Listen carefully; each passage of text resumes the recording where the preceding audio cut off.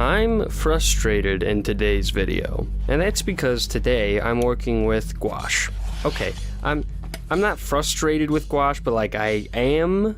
You ever like challenged yourself to step outside of your comfort zone, to go into a new area, which is new and scary, but also one which you know you want to tread? That's gouache for me. Ever since I first laid my eyes on Alex Ross's fantastic illustrations, I knew it was something I wanted to try. No, to be good at, even. And about 3 years ago, I was at Knott's Berry Farm and decided to stop by the art supply warehouse in Westminster, California.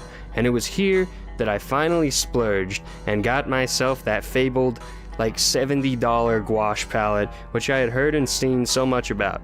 And I didn't do much with it after that. Earlier this year, though, I went to Disneyland and decided that while I was there, I'd start a new sketchbook. And maybe because it was so close to where I originally got the same gouaches in the first place, but I decided it would be a gouache sketchbook. I was finally going to learn, and I was going to learn by doing one painting each and every day. And I did, and it was great.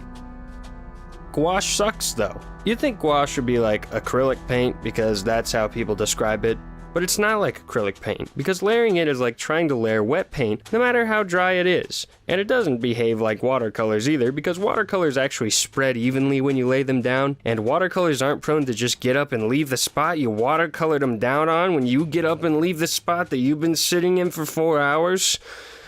Not to mention, sealing gouache is one of the most confusing things I have ever attempted. Like, spraying it doesn't work because it turns the stuff white. So you're supposed to use this wax stuff, but it never completely dries, and you risk peeling up your painting if you put it on, and also, no matter how thinly I do put it on there, it just sticks to the sketchbook page it's touching and peels up both paintings either way. So, I just don't know what to do most of the times.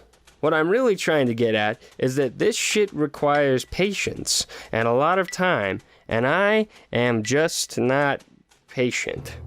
This is all to say that I am not good at gouache, yes, but then I thought about it and I realized I am also not good at values or colors or backgrounds, which are something that I truthfully avoided for the absolute longest time because they did not click well with my brain. Perspective is hard, and lighting is hard, and colors are hard, and atmospheric dissonance is hard. And on top of all that, mixing gouache and keeping your layers thin, but not so thin that the previous one shows through, but also not so thick that the next layer won't cover it, is really, really hard. And I'm frustrated because gouache does not behave how I would like it to most of the times at all. So here's my basic tips for people just starting.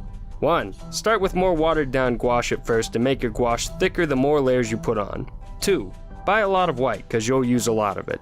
3. Use Dorland's wax to seal it, and use a putty knife to spread it thinly over the top. Number 4, and most important, be patient. Let your layers dry completely before putting on a new one. Use a hairdryer to speed up the process if you need to. But anyways, I am impatient, yes. But if there's one thing that I have learned from using gouache, it is patience. I've been doing it inconsistently for 3 years. Of course the paintings aren't always gonna be good. I've done that bare minimum of actually learning its ins and outs thing for too long. But for those times when I have sat with it, without distractions, without worrying about the final results, it's turned out to be a completely controllable medium. Obviously, I'm not great at it, but it's taught me many things. It gave me a greater grasp on perspective. It showed me the difference between a color when it's dry versus when it's not dry and how to mix them properly. It's taught me how to draw landscapes with colors that are good enough. And yeah, it's hard to work with, but it makes the results endure much longer in my mind than they would have otherwise.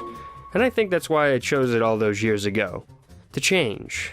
To embrace that change. And to be challenged. Because if I'm challenged enough, maybe eventually I'll grow and become stronger. And I'll be like Super Goku or that him. Yeah. Until next time.